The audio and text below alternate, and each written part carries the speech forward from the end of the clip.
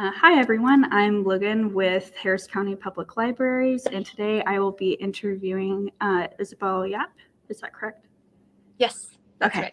awesome. Could you please introduce yourself and tell us about what you're currently working on? Yeah, absolutely. So my name is Isabel. I am a Filipino author, mostly of speculative short stories. I was born and raised in Manila, although I've lived in the States for the past decade. And by day, I work in technology as a product manager. In terms of what I'm currently working on, earlier this year, I published a book called Never Have I Ever. It's a collection of short stories that span different genres, mostly contemporary fantasy, quite a bit of horror, and then a little science fiction as well. My next project, I am working on a book, a little bit afraid to call it a novel, although I'm hoping that's what it'll turn out to be. I actually haven't checked word count. And it is actually an epic fantasy. So it's a secondary world fantasy, very similar in terms of setting to a story that appeared in Uncanny Magazine a few years ago. It's also in the collection. It's called How to Swallow the Moon. So it draws a lot of inspiration from Philippine mythology, and takes place in a world inspired by pre-colonial Philippines. Wow, that's so awesome. That sounds so exciting. Um, Going along the lines of the writing process, what do you enjoy most about writing and the process in general? Yeah. Um, it's funny because I think authors tend to, gripe a lot about writing, and I'm no exception. I also, generally feel like it's difficult and it's tiring and it's hard. But in terms of what I really like about it, I mean, I think I get really happy when I'm rereading, which maybe sounds, I don't know if it sounds egotistical, but for me, it's like, oh, I made that sentence, and actually, enjoying the characters that I've made, or enjoying even just the sentences that I've made, is a really fun thing for me, especially because I tend to come out of a writing session or writing a draft feeling kind of down or feeling like it didn't go so well. And then once I've had the distance and I'm able to reread it, if I enjoy it, then I think that's like the most important thing. So I really like that aspect of it, and I also like that to an extent. I'm never really bored. Like I feel like my brain is always sort of bouncing around an idea or thinking, well, what about this? Well, what about that? And even when I'm just walking or I'm like spacing out in a mall or something, I feel like having my imagination just going every which way is a really fun part of being an author. Well, that's so awesome. Thank you for the insight. And I know I totally relate to kind of coming back and reflecting on your writing because definitely in the moment, I always am thinking, oh my gosh, this sounds terrible. But then sometimes I'll come back, even like a year after I've written something and kind of review it. Mhm. And I'm like, okay, this wasn't actually as bad as I thought. Yes. And the distance really depends on the story. Like it can take several years before you're actually like, that was okay. So going along with that, what's the most challenging aspect of the writing process for you? Ooh. Um for me personally, it is like figuring stuff out. And what I mean by that is I don't plot really. I don't really know how. A lot of people talk about being plotters or pantsers, and like some people really outline their work. I tried for quite a while when I was first trying to write a book to outline and do all these things that they suggest, like do a 3-act structure or do a 5-act structure, or figure out what the stakes are and then build them up. And my brain just doesn't work that way. My writing brain doesn't like organizing story that way. um, and it makes it difficult because like where I am in the story right now, I don't know how far along I am. I don't know how much more there is to go, and I don't actually know what happens, pretty much until I'm like right before writing it. So that just means a lot of sort of like trial and error, and I think it's probably slow going. I don't know if my process will change in the future, Mhm. but I think about the authors who write on deadline and simply have to figure it out in like 10 months or something. That sounds And awful. I feel like I would, really, really struggle with that. So it's something that I want to learn how to do. But for right now, I think that's the hardest part, is like just not having that visibility into completing the story.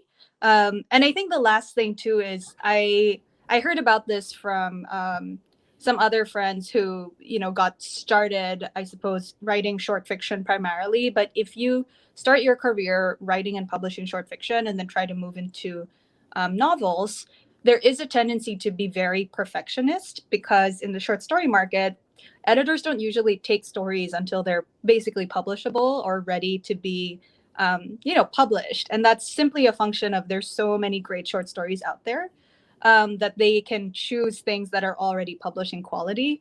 Oh, But when you are writing a book, you do edit it more. You edit it with your agent, you edit it with your editor. But as a short story writer, I have a habit of like, I need to figure everything out myself. So I haven't undergone this sort of like really heavy revision process ever. So I think what that means is, for me, I'm probably a lot harder on my manuscript than I necessarily need to be. But this is an untested theory. It's just something that a friend told me that kind of rang true. Yeah, I mean, that totally makes sense, especially because there's just less there to have to edit down or cut out or even consider like adding on with short stories. But yeah, with novels, that makes a lot of sense. I've never thought of it that way. Related to Never Have I Ever, what aspects of horror and speculative fiction do you identify with and use in your writing? I think for me, a lot of what makes horror interesting is how it's very closely tied to like us as humans. And I don't know if I can describe it properly, but for me, like, I actually don't really watch a lot of horror or read a lot, because I get really, really affected by it. Like, I get nightmares, and then it's like hard for me to walk around at night. No. If I like, because I have the images in my head, and my imagination, again, it's never off. But so if I see something scary, it's just like producing that scary thing over and over for me in the dark. Wow. And I think that that's because there's something in it, right? That's like reminding us of ourselves or reminding us of our deepest fears or something. Right. So to me, that's the really fascinating part, is like, I like writing about monsters, but I think something that I explore in a lot of my stories is like, is the monster really like the monstrous thing, or is it just humans, kind of doing terrible things to each other or monstrous things to each other? And who is the real monster there? So playing with that aspect of monstrosity is really sort of like the draw for me. And then I think it's just a lot of fun for me if I get to use a monster or a variation of a monster that's not really commonly seen, let's say in Western media, for example. So that's very fulfilling. Yeah. What was did I miss the second part of the question? What I feel like you answered it. Just like what you identify with horror and also speculative fiction in general. Yeah. And then like why you use it. Yeah. Why I use it. Yeah. I mean, with speculative fiction, and this kind of ties into like why I use it, I think there's two answers there. One, and I've mentioned this before, is as a Filipino, I don't, to me, it's not made up. Like, folk tales and horror, and ghosts and stuff are not like fantasy, they are reality. And I have a friend who has a third eye. Like, I have friends who've seen ghosts. You're regularly visited by relatives sometimes. So I have not had a ghostly encounter, but I definitely know people who have, and it's not so shocking or weird to us. It's just, a part of life. And it's a very sort of like spiritual kind of like place and culture. The speculative aspect, then, that's really just, it comes down to like the influences that I had growing up, as a kid in the 90s and the 2000s. I watched a lot of anime, I read a lot of manga, I played a lot of video games. And that was when, children's literature and young adult sort of really exploded. And for me, my favorite author is actually Diana Wynne Jones, who's most known for writing House Moving Castle, but she actually has like a ton of books. And, I read all of these as a teenager. And so that to me was like the spark of, this is what I want to write. This is what I want to do, combined with like all the fan fiction that I was reading, which was largely, set in sort of like fantastical worlds, or our world with some fantasy mixed in. So Right. a lot of what I was consuming was not necessarily like realism daily life stuff. So I think it's inevitable that that's what I ended up writing. Yeah, I totally relate to that. I think we're relatively the same age. I'm 27. But I also was super into manga, super into anime, played video games all the time, read a bunch of fan fiction, and definitely was more attracted to like fantasy, sci-fi, speculative stuff. I went through most of our collection of like all those books like in middle school and high school. And yeah, there definitely is something that I think is really interesting and fun to identify with in those stories, like being able to escape your own reality, but then also finding small pockets of truth that you relate to and can kind of reflect on in your own life. And I definitely see that in your writing. I'm going to take a moment to kind of just gush, because the way that you write is so lyrical almost. And whenever I saw that you also wrote poetry, I was like, okay, that totally makes sense. It really is beautiful, even in those moments where there is a lot of horror going on. It's just also so rich, and your word choices are just so amazing. I was just completely blown away. So that's why I'm so excited to get to interview you regarding your writing. Thank you so much. Of course. We do have an offshoot question related to what we just talked about, but what are some of the rare monsters you haven't seen in popular horror, especially with your background as a Filipino? Yeah. So my collection opens with a story about a manananggal, which is a particular variant, I guess, of Filipino vampire, which is frequently a woman who detaches from her lower half and then flies around at night eating usually babies and guts, I think is really the legend.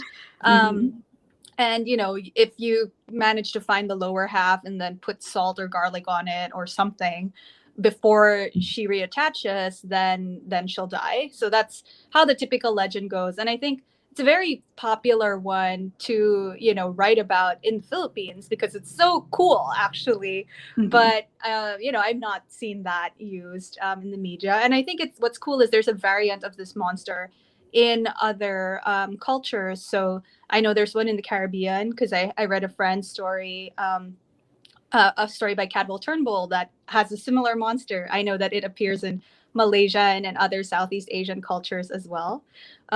So I think the Manananggal is very cool. Another one I'll shout out that I actually do have a story about this type of monster, but it didn't make it into the collection. It's called a Chanak. And it's basically an evil baby where, if it, like the typical story is if you're like wandering somewhere and you hear a baby crying in the woods or wherever you are, maybe don't go and try to help it because probably when you pick it up, it's gonna like grow fangs and like bite you. So that's another one that, I not that I find something inherently scary about babies, but again, it's playing on this human psychology of like this thing that you want to nurture and care for might actually be like demonic. So yeah. Yeah. So interesting. Okay. Well, maybe there will be a time where you can write about that, because I would definitely love to read something like that. And I mean, there are definitely like in popular horror, there's like Children of the Corn that's about different evil children, and then also The Omen. And I feel like that's a pretty popular trope because a lot of people find children creepy. Yeah. No, totally. Kids who stare. I know. Oh my gosh. And it's just like, what are you looking at? Why are you looking at me? Oh, totally. Okay. So could you talk to us a little bit about the Clarion Foundation and about your role within it? Yeah, for sure. So the Clarion Foundation is a nonprofit that supports the Clarion Writers Workshop. This is a workshop that's been going on for more than 50 years, and it's currently based in San Diego. We have a sister workshop called Clarion West that takes place in Seattle. The discrepancy in the name is because our Clarion used to be on the East Coast, but then we also migrated west. Um, Okay.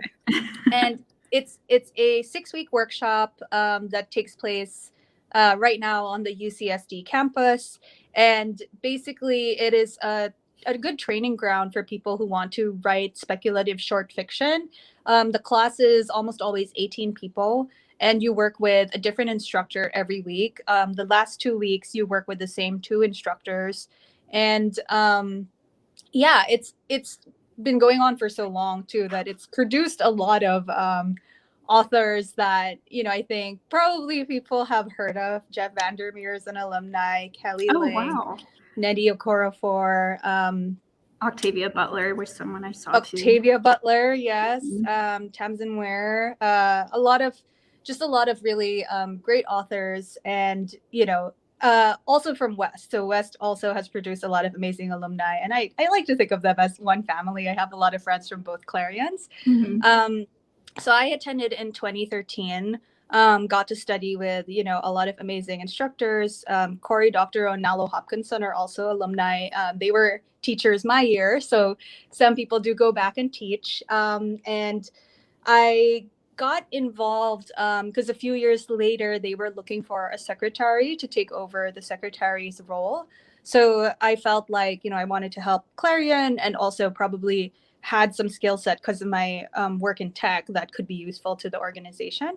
Mhm. Um, so yeah, so I went ahead and signed up, and we mainly do the workshop every year. We actually are in need of volunteers. We tend to seek volunteers out from our alumni base, but if anyone is interested, definitely feel free to reach out to that. We have a website that's quite old, so we need things like that, like updating our website, Yeah.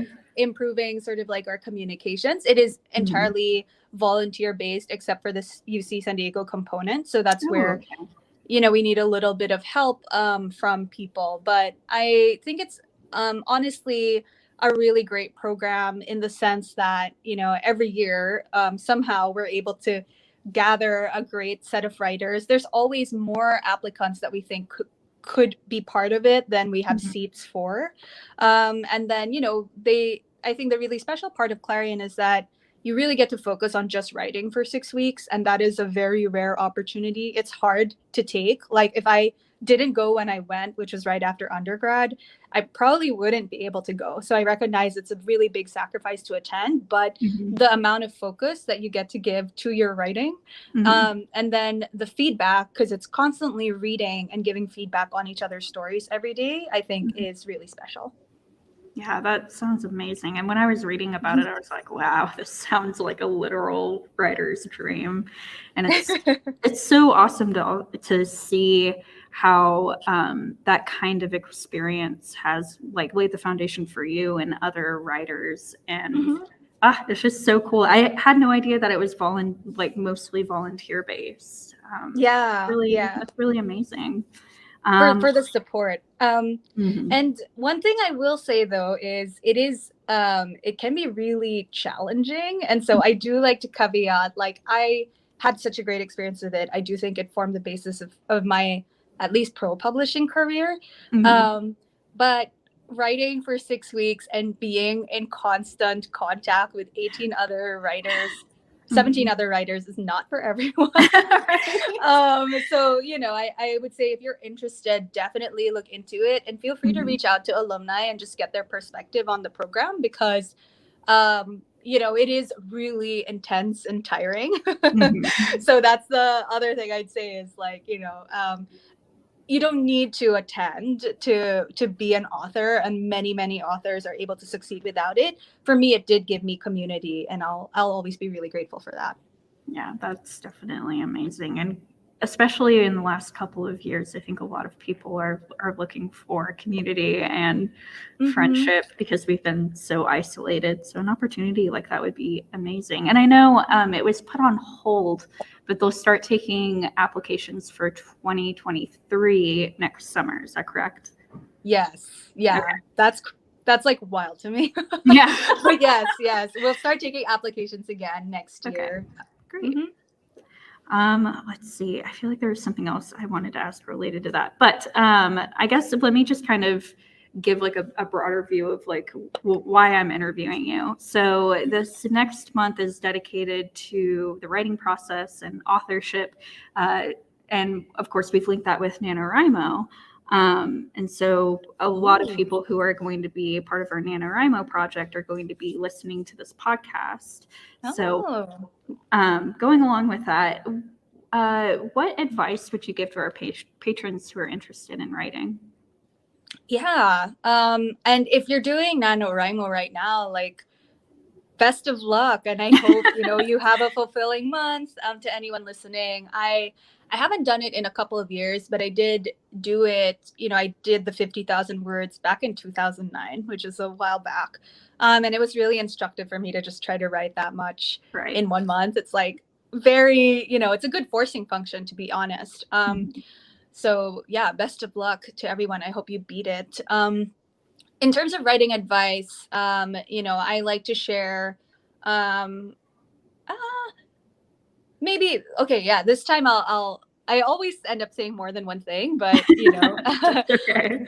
One of the things that I think is really important to a writer is to focus on what you like and what you care about, and really try to be honest about what's beautiful to you in writing, and what do you enjoy in your work. I think what you like reading and what you like writing aren't necessarily always the same, but what I mean about like being honest with yourself and really thinking about like, what do I want? Like earlier in the interview, I was talking about how I was trying really hard to learn like 3-act structure. And then it occurred to me one day, like, I don't think it's not that I dislike it. It's just that I don't really write that way, because when I was looking at my short stories for the collection, I realized so many of them have this sort of like braided narrative where it alternates between 2 viewpoints. And I was like, I really like writing that. Like, why don't I make my novel have that format? So I started writing it using a braided narrative. There's actually a 3rd viewpoint at this point, but it opened up the story for me almost immediately, right? And it was such a big blind spot just because I don't read a lot of novels that do that. So for me, it's like, well, look at what you've already written. Look at, what are your favorite books? Like, a lot of my favorite books don't have typical structures. A lot of them have very strange structures. So as examples, Mr. Fox by Helen Oyeyemi. Love that book. Very weird structure. The Vintner's Luck by Elizabeth Knox also has a very interesting structure. So when I was thinking about what are my absolute favorite books, they also didn't do like a typical 3-act structure. So, when you put yourself, set yourself outside of like how to write a book lessons and things like that, and think about it, I think you might surprise yourself with what you find, because I think the important thing, at least when you're drafting, is to make it as easy as possible on yourself to get to like the end. So anything you can do, whether that is writing a trope that you really love, a character type that you really love, choosing a structure that you just feel more comfortable with, all of that is really important, I think, to make it easier on yourself, because it's so hard already that you don't need to go hard mode on like every aspect of the story. And then the last piece of advice I'll share is finding community, and finding some people that you can go through this process with. And I think it is really hard to find like compatible writing minds. It was hard for me to find like a good writing group for many years. I feel very lucky to have one now. And it happened kind of organically. Like, I didn't set out to be like, I'm going to gather writers now. We happened to be in the same location. We did all have some connection to Clarion. So that's how we started having a meetup. But, to the extent that you can, find other writers in community. And I do recommend trying to find people who are trying to do the same thing you are or in a similar phase. So most of my friends right now, they're either drafting or revising first novels. That way you have like a common, just common ground to stand on and discuss. And it's not like someone is super, ahead in their path or super like starting out in their path. And not that there's anything wrong with that, but it just makes a difference when you are going through the same thing at the same time. So that's what I'd share. Okay. Yeah, and that totally makes sense. And I think the NaNoWriMo project that we're doing this next month, everyone is basically going to be starting at the same time. We're all going to be doing different projects and kind of spanning a huge, like a lot of diverse ideas and structures as well, as you discussed. Well, thank you so much for taking the time to speak with me and our patrons. It's been a very honorable pleasure to be able to speak with you. Is there anything else that you wanted to share with our patrons? Plug anything? I would love if you picked up a copy of the collection. Yes, please do. Yes, or borrow it from the library. Yes. So it's Never Have I Ever. It's published by Small Beer Press. Tell a friend about it. Yes. And I think, I think it is important to support indie presses and also diverse authors and Filipino authors especially. Yeah. And then if you enjoy the collection, I do have some stories that were not published in it that you can find on my website. So that's isabelyap.com, ISABELYAP. And then in terms of things I'd plug, I'm running a bit of a blank right now. I guess nothing in particular, but I just hope that everyone enjoys their month of writing and their writing journey, and do your best to have fun with it, and just like enjoy the story that you're writing. And I wish you the best of luck. Awesome. And if you're interested in reading Isabel's story, you can find it on our Overdrive collection with Hearst County Public Libraries.